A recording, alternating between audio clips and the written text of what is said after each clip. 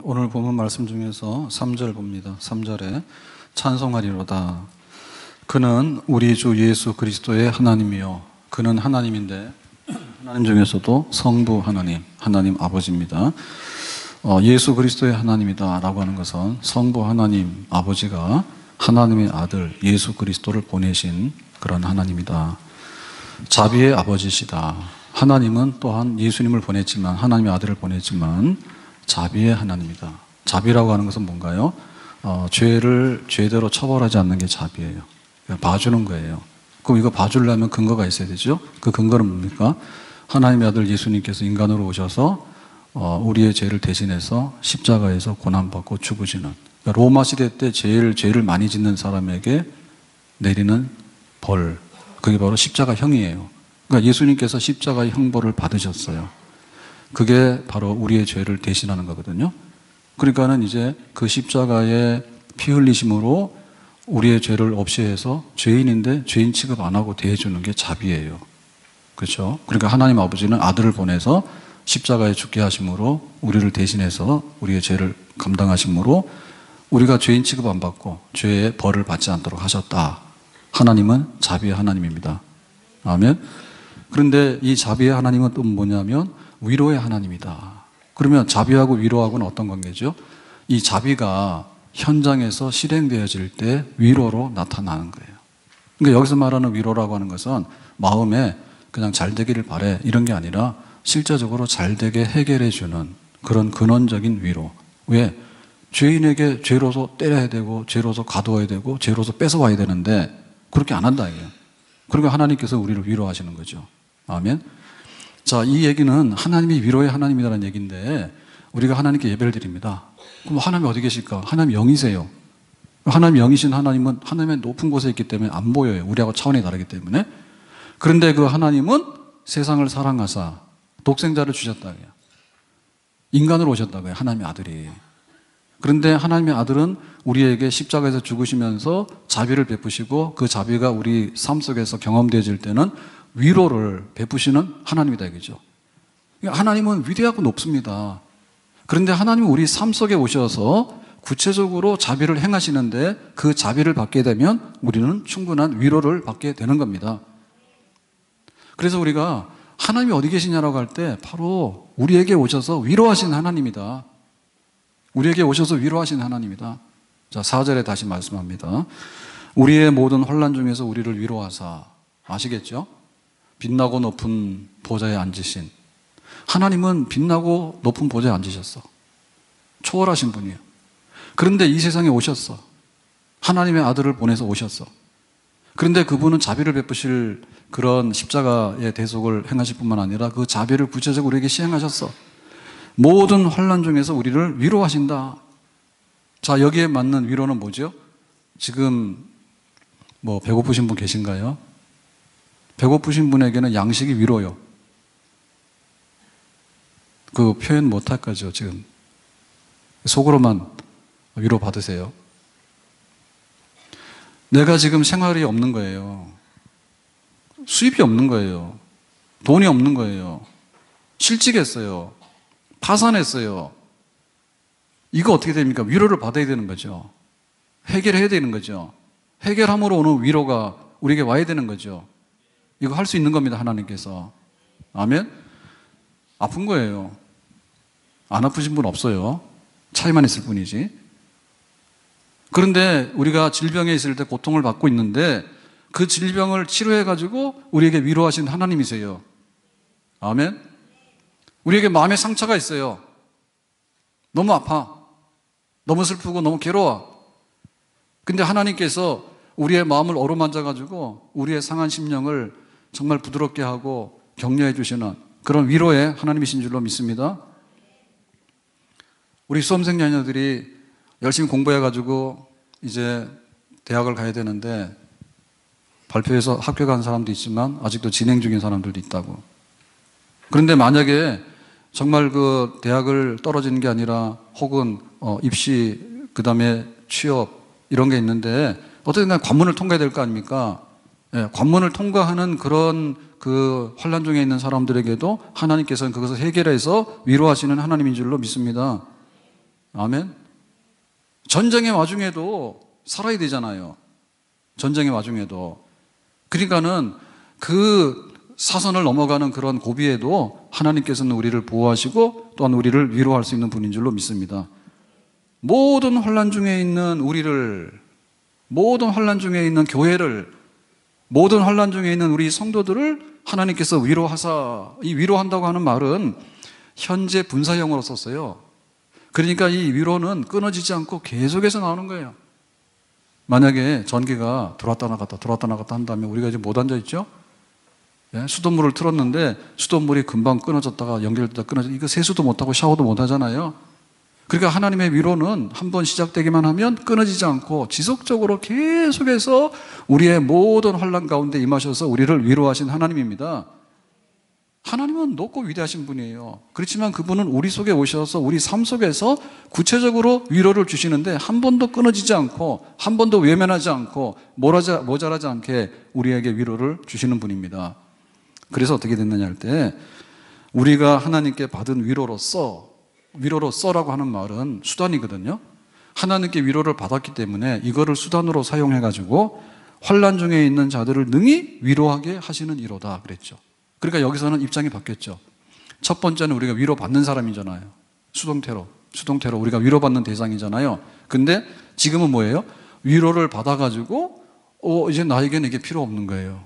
너 위로가 필요해? 그럼 내가 너에게 위로를 줄게. 그래서 다른 사람들한테 위로를 전달해 주는 사람이에요. 이걸 뭐라 그래요? 위로의 전달자요, 위로의 통로가 되는 것입니다. 아멘. 그러니까 아파요? 나 나았어. 아픈 거 걱정하지 마세요. 하나님이 고쳐주실 거예요. 배고파요? 내가 지금 배불러요. 근데 하나님께서 당신에게도 양식을 주실 거예요. 너무나 슬퍼하지 마세요. 마음이 괴로워요? 하나님 나를 위로해 주셨는데 어떻게 그 슬픔이 사라졌는지 나는 몰라요.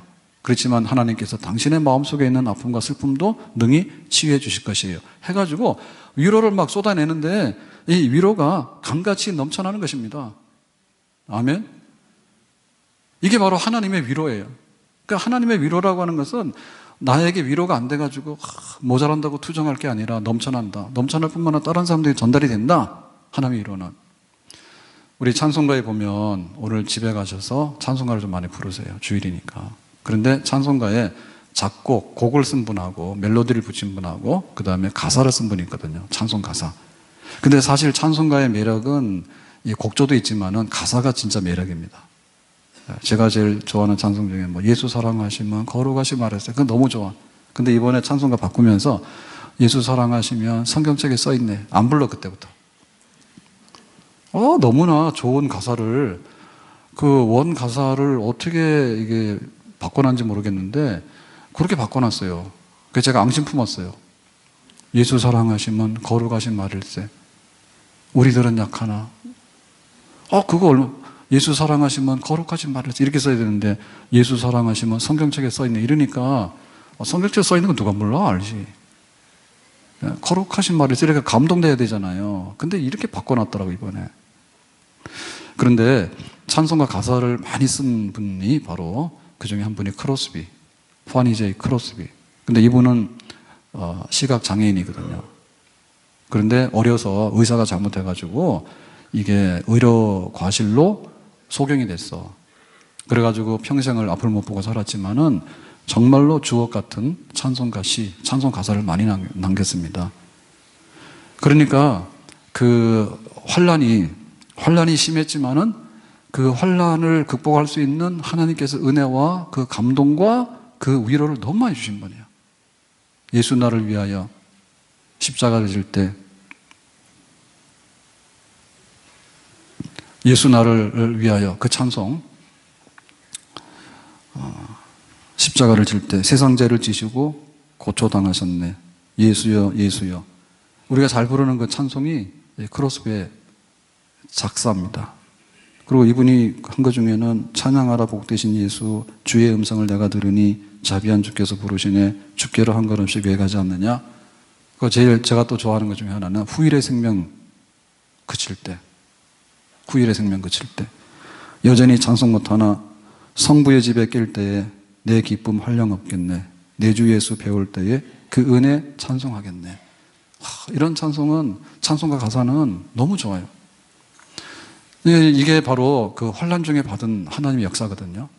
그러니까 우리에게 이게 우리가 그 10년마다 뭐 유행가 그런 거 남기지만은 기억나는 게 잘 없다고. 근데 이게 몇십 년이 지나고 수많은 사람들이 찬송을 불러도요, 그 중에 아직도 남아있는 아름다운 찬송이에요.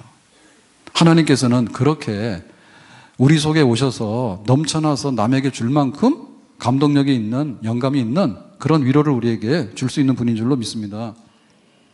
금요일 날 기도회 할 때 그 말씀하면서 제가 그 얘기 했거든요. 반 고흐의, 빈센트 반 고흐의 그림 중에 후기인성파 작가, 별이 빛나는 밤, 그 그림 얘기를 좀 했어요. 가서 보셨는지 모르겠는데, 그러면 별이 빛나는 밤인데, 우리 같으면 별이 빛나는 밤을 감히 그리려고 생각이나 하겠습니까? 네? 깜깜한 밤에 별이 빛나는데 그거를 그림으로 그리면 그림이 될까요? 잘 안 될 것 같은데. 근데 고흐는 너무나 명작으로 그려놨거든요. 왜냐하면 그에게는 뭔가 있는 거예요. 작가로서 뭔가를 그림을 통해서 표현하고 싶은 게 있는 거예요. 제가 뭐 미술 몰라서 더 이상 안 하겠습니다. 근데 우리 이중섭이라고 하는 화가도 소 있죠? 소. 한국의 소를 그려가지고 굉장히 유명한 화가 아닙니까? 이분의 그림을 보면은 막 소가 튀어나올 것 같잖아요. 근데 사실상 이분은 망우리 공동묘지에 묻혀 있는데 행렬병자로 돌아가셨어요. 그래가지고 이게 이중섭이 그렇게 유명한 화가인지 몰랐어. 가난하고 병 걸려가지고 돌보는 식구가 없기 때문에 지금 말하면 고독사한 겁니다, 길에서. 그래가지고는 망우리 묘지에다 갖다 놨는데 얼마나 그랬는지 자기 부인이 일본 사람인데 일본에 처자식이 있는데 거기를 못 가는 거야. 돈이 없어서. 보고 싶어도 못 가고. 그렇지만 그림을 남겨놓은 거 보면 너무나 힘 있는 막 이런 그림을 남겨놨다고. 그러니까는 우리에게는 뭔가 어떤 속에 있는 내면의 세계가 있는 거예요. 근데 하나님을 믿는 사람이 하나님은 위대하시다. 보좌에 계시는 분이다. 근데 하나님께서는 우리의 죄를 묻지 않는다. 죄인으로 취급 안 한다. 자비를 베푸신다. 그런데 우리 삶 속에 오셔서 위로하신다라고 했을 때 그 자비하심과 그 위로하심의 그 힘과 능력을 우리는 경험을 해야 될 줄로 믿습니다. 아멘. 정말로 우리 믿는 사람은 하나님의 자비에, 우리 믿는 사람은 하나님의 위로를 받을 수 있는 그런 특권을 가진 사람들이고 우리에게 이런 고백이 있어야 될 줄로 믿습니다. 자, 그래서 우리가 위로받는데 그 위로는 어떤 것이냐라고 할 때 5절에 이렇게 말합니다. 그리스도의 고난이 우리에게 넘친 것 같이 우리가 받는 위로도 그리스도로 말미암아 넘치는도다 그랬죠. 그러니까 환난 중에 위로를 받는데 그 환난 중에 있는 위로는 다시 말하면 어떤 거냐면 그리스도의 고난을 받을 때 우리 그리스도인들에게는 진정한 위로가 넘쳐난다. 그러면 그리스도의 고난이라는 건 뭐예요? 가서 남의 거 돈 훔치다가 잡혀가는 거 이런 거는 아닙니다. 그런 위로는 아닙니다. 그리스도의 고난이라고 하는 것은 정말 하나님을 위하고 예수 그리스도를 위하고 교회를 위하고 그리고 하나님 말씀이 이렇게 써 있기 때문에 이렇게 살다 보니까 너무나 눈물 흘리고 내가 고통스러운 것 그런 고난 진정한 의미에서 하나님께서 그래 내가 너에게 위로를 안 해줄 수가 없구나. 위로를 안 해줄 수가 없구나. 하나님의 뜻대로 살기를 발버둥치면서 살아가는 너에게 내가 어떻게 냉정하게 그렇게 지나갈 수 있겠느냐. 뿌리칠 수 없다 이거죠. 손양원 목사님이 신사참배를 반대해가지고 이제 감옥에 가는데 처음에 형기가 만료됐죠. 3년.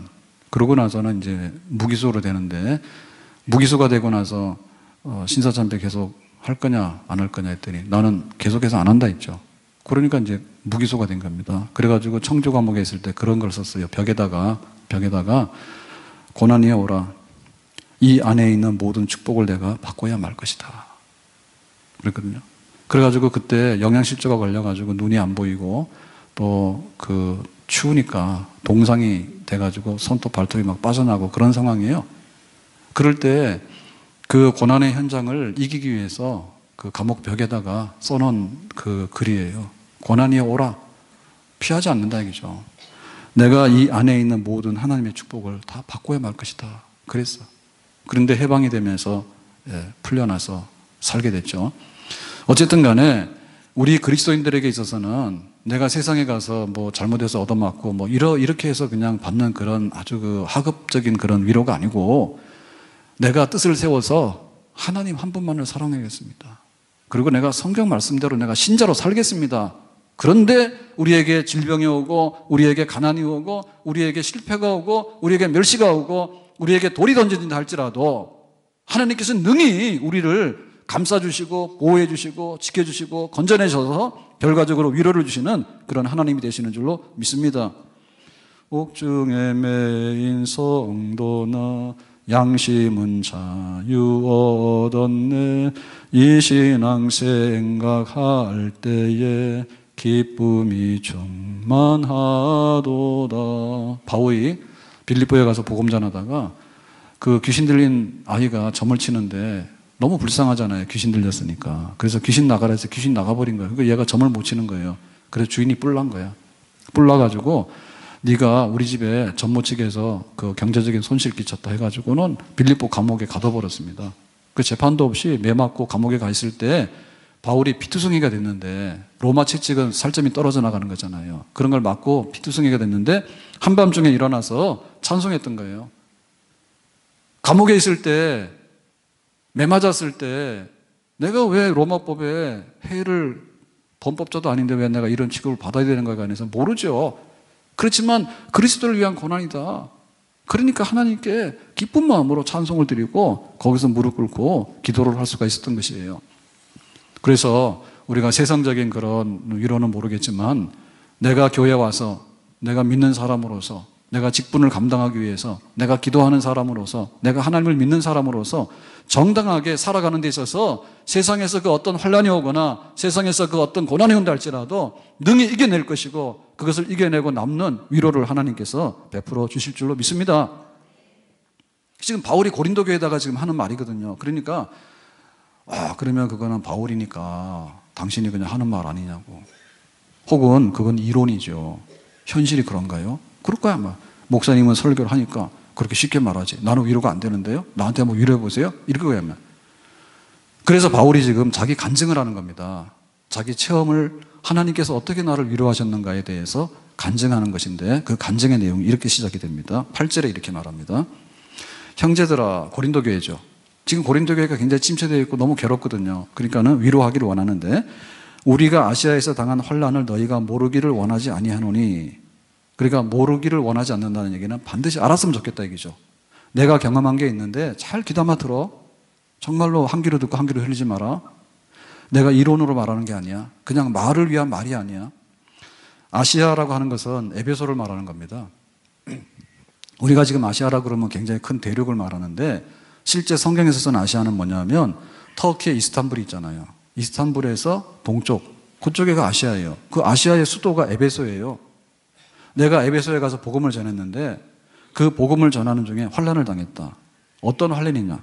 힘에 겹도록 심한 고난을 당하여 그랬죠. 힘에 겹는다는 게 뭐냐면 내 힘이 모자라서 이렇게 깔아앉는 현상입니다. 자, 이거를 그냥 말로 하면은 이해가 안 가요. 힘센 사람은 뭐 밤새도 끄떡도 없고 밥 안 먹어도 끄떡도 없어. 네, 살 빼는 사람은 밥 안 먹어도 끄떡도 없습니다. 근데 우리는 한 끼만 안 먹으면 허기져서 밥 먹습니다. 그게 굉장히 이게 표현이 좀 막연하잖아요. 그래서 이 표현은 이런 겁니다. 원래 영상 그림인데 배가 바다를 항해합니다. 그런데 이 배에다가 물건을 꽉 실었어. 근데 너무나 많이 과적이 된 거예요. 그래가지고는 이 배가 깔아앉는 거예요. 이거 어떻게 할 수가 없어. 너무 무거워가지고. 이건 자연적인 현상이야. 배가 부력으로 견뎌내야 되는데 견뎌내지 못하고 이렇게 내려앉는 이 순간 그게 바로 힘의 겹도록이에요. 자, 우리가 경제적인 어려움이나 혹은 질병이나 혹은 마음이 상심했거나 혹은 사건이 너무나 안 되거나 뭐 억울한 걸 뒤집어 쓰거나 해가지고 힘에 겹죠. 힘이 안 겨워요. 그러면 괜찮네요. 힘에 겨워요. 어떻게 내가 할 수가 없는 거예요. 천천히 빠져들어가는데 이거는 그냥 죽는 수밖에 없다. 그림이 그런 그림이에요. 그래서 심한 고난을 당하여 뭐라고요? 살 수만 끊어. 이제는 빠지는구나, 죽는구나 이렇게 됐다 얘기죠. 이게 바울이 경험했던 것인데 바울이 에베소 가서 말씀을 전하는데 너무나 말씀을 잘 전하고 능력이 막 나타나서 바울의 그림자와 바울의 손수건만 닿아도 귀신이 쫓겨나고 병든 자들이 일어나고 복음을 전했더니 막 사람들이 회개하고 돌아오고 해가지고 에베소가 큰 도시인데 에베소가 발칵 뒤집힌 거예요. 그래서 여기에 폭동이 일어나게 되는데, 폭동을 일으킨 사람이 뭐냐면 우리가 생계가 끊어졌다, 바울 너 때문에 술집 문 닫게 됐다, 이런 얘기입니다. 여기 폭동이 일으켰던 사람이 뭐냐면 이 에베소에 이제 섬기는 신이 아데미 신이에요. 아데미 신은 다른 말로 말하면 다이아나예요. 다이아나 신인데 이 다이아나가 뭐냐면 달신이에요. 달신. 달을 섬기는 신이에요. 그러니까 이게 그 에베소가 센터인데 여기에 세계 불가사의라고 하는 어마어마한 에베소 신전이 있습니다. 아데미 신전이 있습니다. 그러니까 아데미 신전에서 먹고 사는 사람들, 은장색 이렇게 형상을 만들어 가지고 신전 형상 만들어서 팔아먹고 하던 사람들이 수입이 끊긴 거예요. 바울 때문에. 그걸 열받은 거죠. 그래가지고는 이 바울이 아데미 신을 모욕했다, 아데미 사람들이 이거 참고 가만두면 되겠냐, 이놈 죽여라 해가지고 폭동이 일어나가지고 바울이 정말로 죽을 수밖에 없는 그런 위급한 상황에 도달한 거예요. 그게 바로 힘에 겹도록 내가 지금 빠져들어가는, 사망의 자리로 빠져들어가는 그런 순간이에요. 자, 다시 한번 설명합니다. 9절에 우리는 우리 자신이 사형 선고를 받은 줄 알았으니, 자, 다시 한번 그림을 바꿔서 말하는 겁니다. 사형 선고라고 하는 말은 법정에서 쓰는 말이에요. 법정에서 재판장이 너 사형, 그거예요. 자, 바다에서 배가 과적으로 인해서 빠져들어가는 그림하고 지금 여기 법정에서 너 사형 그랬을 때 이건 같은 상황인데 그림을 바꾸는 거거든요. 그러면 여기 법정에서의 이 사형이라고 하는 말은 뭐냐면 그건 공신력이 있는 말이에요. 그냥 주관적인 말이 아니고 공신력이 있는 말이고 법에서 판정을 내렸기 때문에 이거는 엎을 수가 없어요. 그러니까 내가 뭐 말한다 해서 너 사형인데 우리가 말한다 해서 말이 안 되는 거야. 이미 결정이 난 거예요. 사형이라고 하는 것은 죽음이잖아요. 선고가 내려진 거예요. 다만 집행이 안 된 거예요. 그 기분을 알 수 있을까요? 우리 잘 모르죠. 우리 잘 모르죠. 혹시 아신다면 좀 의심스러워. 재판받으러 가서 너 사형 그랬는데 사형수가 됐는데 여기 갇혀 있는 거야. 근데 이게 사형 집행이 언제 될지 몰라. 그런 상황. 그러니까 바울은 이미 죽은 목숨인데 그냥 이렇게 살아있는, 이미 죽은 목숨인데 확정된 건데 살아있는 그런 상황이었다. 내가 얼마나 다급한지 알겠냐 얘기죠. 알겠냐 얘기죠. 그래서 어떻게 했느냐, 바울이 야 이거 안 되겠네. 어떻게 빠져가는 배를 끌어올릴 수도 없고 재판장이 나를 사형 선고했는데 내가 아니라 할 수도 없고 내가 항의해도 안 되는 거 아닙니까? 그랬을 때 바울은 이렇게 말했답니다. 9절에 자기를 의지하지 말고, 그러니까 내가 발버둥 치면 점점 더 빠져나가고 아무 소용이 없다 얘기죠. 다른 사람들도 마찬가지예요. 재판장이 사형 그랬는데 뭐 누가 와서 친구가 이 사람 사형 아니라고 말해봐 소용이 없습니다. 이미. 그러니까는 자기를 의지하지 말고, 그러니까 인간적인 어떤 거 혹은 뭐 주변의 환경이 바뀌고 이런 거를 의지하는 게 아닙니다. 뭐 경기가 좀 좋아지면 돈이 좀 풀리고 뭐 이런 게 아닙니다 지금. 그러니까 이거는 끝없는 끝이 이미 난 겁니다. 끝장이 난 겁니다. 그랬을 때 딱 하나 내가 살 수 있는 길은 뭐냐면 오직, 나에게 살 수 있는 길은 오직 한 가지, 죽은 자를 다시 살리시는 하나님만 의지하게 하심이라. 하나님밖에는 내 형편을 알아줄 사람이 없고 하나님밖에는 빠져가는 배를 건질 뿐이 없고 하나님밖에는 이 사형수에게 사형 집행이 안 되도록 풀어주는 것밖에는 없다. 그래서 나는 그 하나님을 의지했다 얘기죠.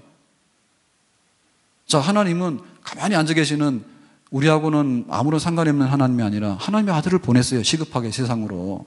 그리고 그 하나님은 자비, 죄를 죄값으로 때리고 싶지 않은 거예요. 자비를 베푸고 싶어.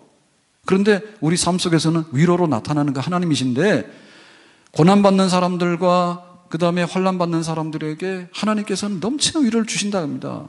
그러면은 이 넘치는 위로를 가져오는 방법은 뭐냐라고 할 때 믿음이라 해요. 믿음이라. 바울이 믿었기 때문에 하나님의 자비와 하나님의 위로를 삶 속에서 경험했다 해요. 우리에게 믿음이 있느냐 묻는 거예요. 우리는 여기 눌려 있거든요. 내가 너무 억울해요. 내가 너무 슬퍼요. 내가 너무 가난해요. 나는 대책이 없어요. 아무도 나를 못 알아줘요. 국가에서도 나를 못 알아줘요. 직장에서 나를 못 알아줘요. 형제도 나를 못 알아줘요. 어찌할까요? 오직 하나님만 의지하는 믿음이 있느냐. 그래서 우리에게 있는 환난과 이 고난을 우리가 탓하기 전에 내가 얼마나 많은 환난을 당하는가는 말할 거 없다니까. 이미 사형이라고 언도를 내렸잖아요. 사형 선고를 내렸잖아요. 그리고 이미 배는 침몰하고 있지 않습니까? 그러니까 왜 자꾸 침몰하냐고 이런 거 말할 필요가 없다 얘기죠. 이제 우리가 할 수 있는 것은 뭔가 하면 하나님만을 의지하는가? 절대적으로 하나님만을 의지하는가? 진정한 하나님께 대한 믿음이 있는가? 그거를 얘기하는 겁니다, 지금. 그게 바로 우리의 위로의 몫입니다. 하나님이 우리를 위로하십니다. 그런데 커피 한 잔 주고 이거 먹고 가라고 그런 위로는 안 합니다, 하나님은. 친구야, 술 한 잔 먹고 가라. 이런 위로는 안 합니다. 앉아가지고 그래 네 하는 말이 다 맞아. 이렇게 해서 그냥 맞장구 쳐서 보내는 그런 위로는 안 한다 겁니다. 하나님께서는 죽을 자를 살리시길 원하고 하나님께서는 빠져든 사람을 건져내시기를 원하신다 겁니다. 하나님께서 원하시는 우리의 믿음이란 말입니다. 이러한 환난과 고난 중에서 하나님은 우리를 능히 건져낼 수 있다라고 하는 믿음이 있느냐. 이 믿음의 분량이 위로의 분량입니다. 아멘. 그래서 그 고우 같은 화가, 이중섭 같은 화가, 아니면 여기 크로스비 같은 이 찬송가 가사를 썼던 시인, 이런 사람들 정말 우리가 감당할 수 없는 그런 자리에 들어간 사람들이에요. 그렇지만 뭔가 자기 세계 속에 뭔가 있었기 때문에 그거를 글로도 표현하게 되고 또 곡으로도 남기게 되고 그림으로도 남기게 되고 그렇게 된 겁니다. 그러니까 우리 믿는 자에게는 뭐가 있냐면 하나님이 있다 이 말이죠. 아멘. 하나님이 계시다 이 말이죠. 그 하나님을 우리가 믿고 있는 이야기죠. 하나님은 우리를 사형 선고 받았지만 건져낼 수 있는 그런 하나님이신 줄로 믿습니다. 그래서 우리에게는 믿음이 있어야 되는데 그 믿음이 뭐냐라고 할 때 그냥 교회만 왔다 갔다 하면 하나님께서 주신 위로도 그냥 있는 듯 없는 듯 합니다. 예? 내가 하나님 믿는다는데 명목상으로 믿는 거예요. 머릿속에만 있는 거예요. 관념적으로. 그러면 우리의 위로도 관념적인 거예요. 그래, 위로라는 게 있지. 왔으면 좋겠네. 그거는 그냥 관념 속에 있는 거예요. 생각 속에 있는 거고 상상 속에 있는 거예요. 그냥 내가 교회 왔다 갔다 해서 그렇게 가는 위로는 그냥 뜰만 밟고 왔다 갔다 하는 것이지 그 위로가 내 삶 속에 들어오는 건 아니란 말이죠. 그래서 우리에게는 살아계신 하나님에 대한 산 믿음이 있어야 됩니다. 진정한 믿음이 있어야 되고 큰 믿음이 있어야 됩니다. 아멘. 사나 죽으나 주님의 것입니다. 나의 가는 길을 오직 그가 하시나니 그가 나를 단련하신 후에 내가 정금같이 나오리라. 아멘. 욥이 자식 10명을 잃었어요. 자식 10명을 잃었어. 욥은 자기의 물질을 다 잃었어. 얼마나 부자였으면. 제일 가는 부자였잖아요. 물질을 잃었잖아요. 그 다음에 자기의 건강도 잃었잖아요. 잃을 거를 다 잃었는데 욥은 하나님을 원망하지 아니하고 하나님은 계신다. 주신 자도 여호와시오 취하신 자도 여호와시오. 나의 가는 길을 그가 아시나니. 친구들은 몰라, 부인도 몰라, 아무도 몰라. 와서 너는 죄가 많아서 이런 일을 당했다 하지만은 아니야, 하나님께서 나를 아실 거야. 그러고는 믿음으로 갔거든요. 그런 정금 같은 믿음이 우리에게 있어야 될 줄로 믿습니다. 기쁠 때나 슬플 때, 기쁠 때 누가 안 기뻐합니까? 나 기뻐하지. 그러나 슬플 때도 하나님을 섬길 수 있겠는가? 성공의 잔을 줬을 때 누가 하나님 없다 하겠습니까? 그러나 실패의 쓴잔을 마실 때 하나님 있다 할 수 있겠는가? 내가 건강할 때 막 뛰어다니는 게 좋다 하지요. 그렇지만 내가 사고가 났거나 질병으로 인해서 심히 고통스러울 때 그때도 하나님께서 계시다 할 수 있겠는가? 내가 바쁠 때야 하나님 나 바빠서 어떻게 하지만 정말 내가 한가하고 외롭고 고독하고 나 혼자 고립되어 있을 때 그때도 하나님께 나와서 하나님을 섬기고 믿을 수 있겠는가? 강 가운데 지나든지 물 가운데 지나든지 불 가운데 지나든지 하나님께서는 해를 받지 않고 우리를 지키시고 건너게 하실 줄로 믿습니다. 하나님은 무에서 유를 창조하신 분입니다. 그렇기 때문에 하나님의 위대한 손, 하나님은 우리보다도 훨씬 더 지혜로운 분입니다. 그렇기 때문에 하나님께서 우리가 생각하는 방법 이상으로 다른 방법을 통해서라도 우리에게 접근해서 역사하실 줄로 믿습니다. 우리는 죽어도 산다고 신앙 고백은 했거든요. 이 신앙 고백이 진짜면 죽어도 사는 역사가 있는 줄로 믿습니다. 하나님의 역사로 하나님의 위로를 경험하게 될 줄로 믿습니다. 자, 10절에 보니까 바울이 내가 이런 믿음을 가졌기 때문에 하나님이 역사했고 그러니까 내가 이렇게 위로를 받은 거야. 너희 이로 위로 받아라. 10절에 보니까 이렇게 말합니다. 그가 이와 같이 큰 사망에서 우리를 건지셨고, 하나님이죠. 하나님이 큰 사망이라고 하는 것은 뭐냐면 너무나도 급속하게 너무나도 황당하게 찾아온 그런 죽음에 이르는 상황, 바울이. 그런데 거기서부터 건져내셨어. 감기에서 건져낸 게 아니라 이건 뭐냐, 과거 사건이죠. 과거에 에베소에서 그런 사건이 있었던 거예요. 우리에게도 과거에 하나님께서 건져내셨고 하나님은 나의 삶 속에 위로자가 되셨다라고 하는 고백이 있어야 될 줄로 믿습니다. 그게 없으면 우리가 여기 앉아 있을 수가 없어요. 아무것도 없는데 어떻게 이렇게 성전에 나와서 내가 예배 드리는 거를 매주마다 할 수 있고 이걸 평생 동안 할 수 있습니까? 그럴 수 없는 거예요. 하나님은 과거에도 우리 속에 역사하셨기 때문에 그 하나님에 대한 것을 우리가 오늘도 고백하기 때문에 이 자리에 있는 줄로 믿습니다. 그 다음에 또 건지실 것이며 라고 하는 것은 지금 현재도 건진다는 거예요. 지금 현재도. 그러니까 하나님의 위로는 진행형이에요. 슬픔 많은 세상에서, 환난 많은 세상에서, 고난이 많은 세상에서 하나님의 위로가 없이는 오늘도 못 살아. 배고프면 우리가 못 먹잖아요. 못 살잖아요. 잠 못 자면 못 살잖아요. 정말 우리가 잠자고 먹는 것은요, 우리의 생존이거든요. 그러니까 하나님께서 할 수 있는 그 위로가 오늘도 떨어져야 됩니다. 하늘로부터. 아멘. 그런데 그 위로는 지금도 진행이 되고 있는 줄로 믿습니다. 나를 찾는 자에게, 나를 믿는 자에게, 죽은 자를 다시 살리시는 하나님을 간절히 찾는 자에게 하나님께서는 손 내미실 줄로 믿습니다. 아멘. 그리고 말합니다. 이 후에도 건지시기를 그에게 바라노라. 자, 이 후라고 하는 얘기는 뭐냐면 바울이 어느 시점인가는 몰라요. 근데 에베소 사건이 있었고 지금 현재가 있는데 앞으로도 어떤 일이 일어날지 모르지만은 하나님께서는 능히 나를 건져내시고 나에게 충분한 위로를 주시는 위로의 하나님이 있는 것을 나는 믿는다 이 말이죠. 아멘. 예, 노인 이제 연세가 많이 드시게 되면 정말 어렵습니다. 그런데 그 어려운 것 중에도 현실적으로도 어렵지만 마음적으로도 어려운 게 있는데 그게 예를 들면 노인 불안증 이런 거 있어요. 다 있어요. 이게 병적이면 굉장히 심각하죠. 근데 그 연세 많은 노인이 됐을 때 곰곰이 생각해 보면 그렇죠. 내가 1년 더 살면은 내가 청춘으로 회춘할 수 있느냐? 그것도 아니지. 허리가 구부러져도 조금 더 구부러지게 되고 머리가 빠져도 머리가 더 빠지게 되겠지. 건강이 안 좋아도 조금 더 안 좋아지겠죠. 우리가 그런 걸 보면서 나이 들어가서 이렇게 되면 참 서글픈 게 있는데 거기에 압도당하면 안 되는데 우리 인간이라는 것은 불안한 거예요. 왜 우리가 행복하지 못하냐면 사실은 내일에 대해서 아무런 고민이 없으면 정말 오늘 행복합니다. 근데 내일 직장 가서 내가 어떻게 감당하지? 회사가 불안하면 내가 어떻게 하지? 온갖 것들이 우리 미래에 펼쳐지게 되는데 그 미래에 펼쳐지는 것에 대해서 우리가 모든 것들을 정말 맡기지 못하기 때문에 우리가 그런 걸 갖게 되는 거예요. 위로가 없는 거예요. 사람이 거칠어지고 황폐화되게 되는 거예요. 그러니까 미래에 대한 그런 하나님에 대한 신뢰도 있게 되면 하나님이 과거나 현재나 미래를 통틀어서 위로의 하나님이 되시는 줄로 믿습니다. 과거에 위로가 없는데 어떻게 여기까지 올 수가 있었으며 오늘 위로가 없는데 어떻게 오늘 하루를 마감할 수 있냐 말입니다. 지금 수험생들에게 위로가 있어야 되는 거예요. 군대 가서 복무하는 그 장병들에게도 오늘 하루에 위로가 있어야 되는 거예요.